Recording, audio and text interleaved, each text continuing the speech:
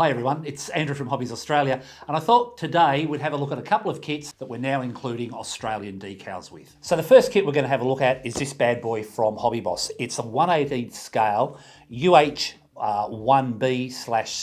and we've done something a little bit special. I really do like this one, so let's crack open the box, let's have a look. Being 1/18 scale, this is a very large kit, and if I can crack open the box, bring it up, here we go. As you can see from here, really, really large.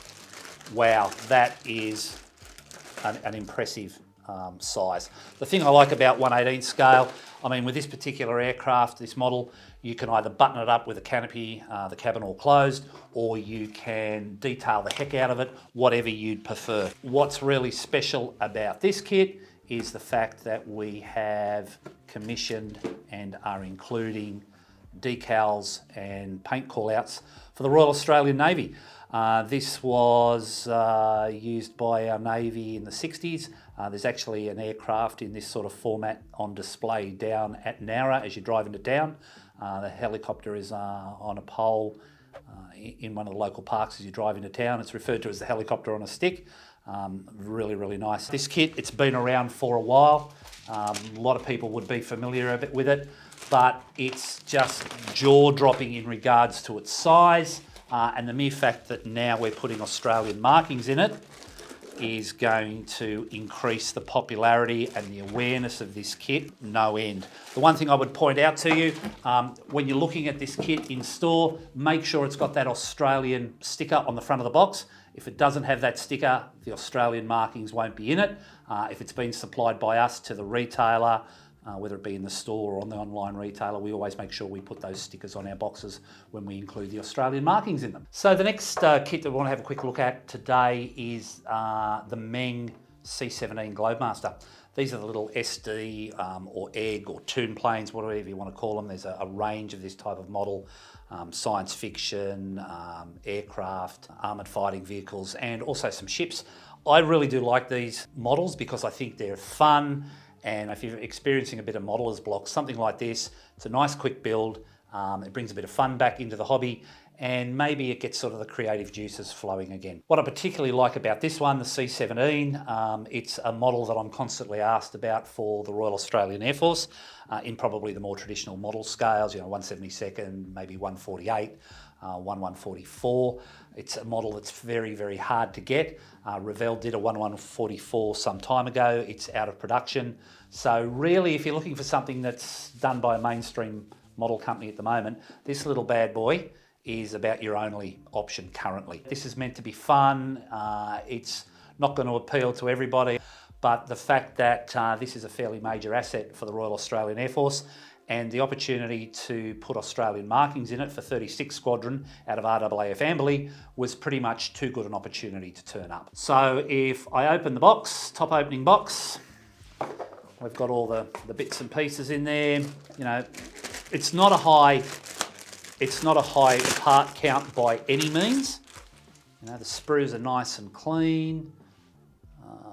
It's a little bit different. It's basically a snap together kit. So you could put this together probably in about 45 minutes. It comes supplied with stickers for the American Air Force. Our decals are more the traditional style, but it's a little bit of fun. It's funky. I think it's really, really nice. There are the kit stickers.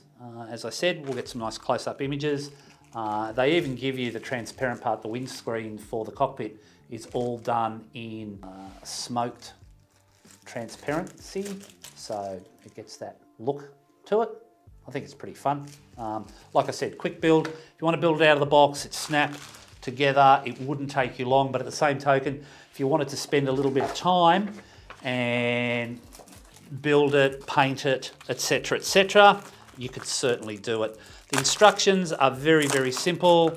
They're very, very user-friendly. Remember, this is aimed at younger children, I guess, coming into the hobby. Lays out the tools that you require, gives you the sprue layout, and then starts to show you the build steps. All very good.